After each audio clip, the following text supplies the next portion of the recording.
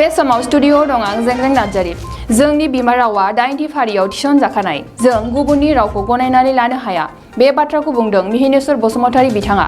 सानजारि नोगोरनि सिमेन्ट सापरियाव थानाय बर' कसारी गावहायुङारि खुंथायनि नयुङाव दिनै BKWAC नि गाहाय मिहिनेश्वर बसुमतारीया गासै मोन 9 आस'ननि अन्थाइ खाम्फा बेखेवदों। बे हाबाफारियाव बाहागो लाफैदोंमोन मिरु खौसेथि बर' सुबुं आफादनि आफादगिरि मनरन्जन बसुमतारी, गाहाय नेहाथारि पिताम्बर ब्रह्म बिथांमोना।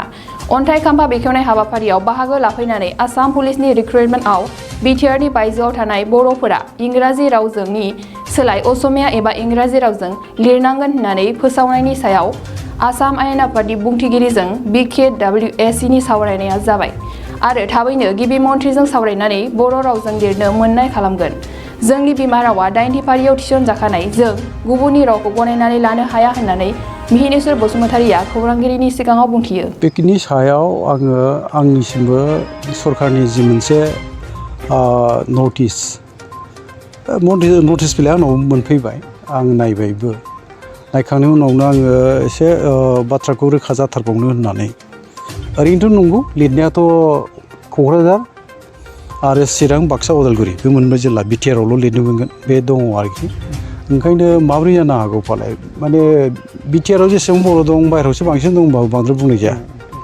दा ओंखायनो आरो बर' बिजोङा जेरावहाय आरो बर' बिजोङा बुंनो थाङोब्ला भारत संबिजितजों दिनै बर' रावा गनायथि मोननाय मोनसे राव।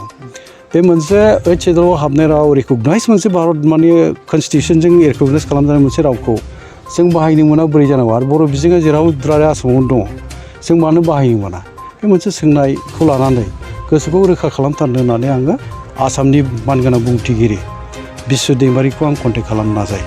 कन्टेक्टआव आं मोनैलाय आङो आंनि बा जोंनि बर' कसारी अनसाय गावहायुङारि खुंथायनि सोलोंथाइ बिफाननि जोंनि EM बिथां अनिल बसुमतारी आरो जोंनि बर' कसारी अनसाय गावहायुङारि खुंथायनिनो मासिगिरि गाम्बारि मुसाहारि बिथां सानैखौ बिथांनिसिम थिनहरनाय जायो।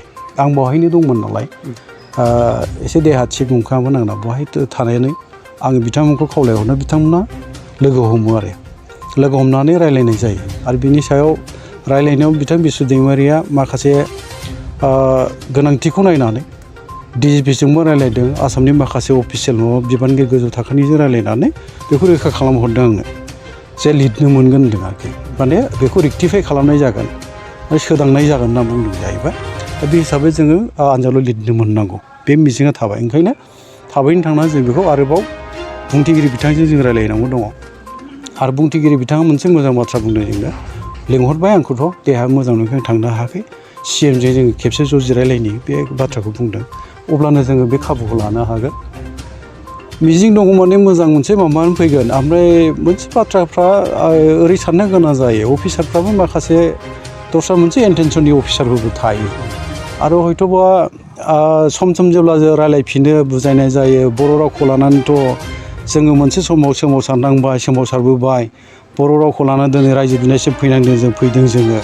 आरो बै बर' रावखौ लानानै नोंसोर गेलेबावनो नागिरोबा बेथ' आरोबाव जोंखौ माने बिग्रायखांहोबावगोन बेफोर खोथाफोरखौ जेला बुंनाय जायो।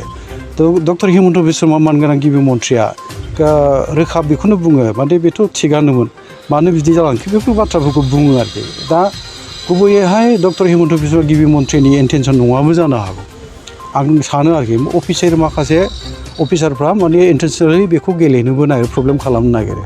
आं बिदिसो सानो। आरो जोंनि जेसेबां जेंनाफोर दङ, जेब्ला जों मोजाङै ब्रिफ खालामना होयो, बेखेवना होयो, बिजिरना होयो, डक्टर हिमन्त बिश्व शर्मा गिबि मन्थ्रि बिथाङा जोंनि जेंना जेथोफोरखौहाय फ्राय सिनसियारलि माने सलुसननि लामा लाबोनायखौ जों नुनो मोनबोदों। ओंखायनो बिथांजों फोरमायनायानो बहाबा हयथ' जोंना बेखेवनानै होनाया, खोन्थानाया बबेबा गोरोन्थि थाबाय नामा, बेफोर एसे साननो गोनां जादों आरो। ओंखायनो नायनि जोङो ज' जेला जिरायनाय जायो, बे बाथ्राफोरखौ जोङो रोखा खालामलायना लानो हागोन, आंहा बे फोथायनाय दं। ओमफ्राय बेनो खोथाया, जोङो बर' रावखौ दिनै आरो बेल'थ' नङा, बेथ' आनजादाव लिरनो मोननाय बाथ्रा।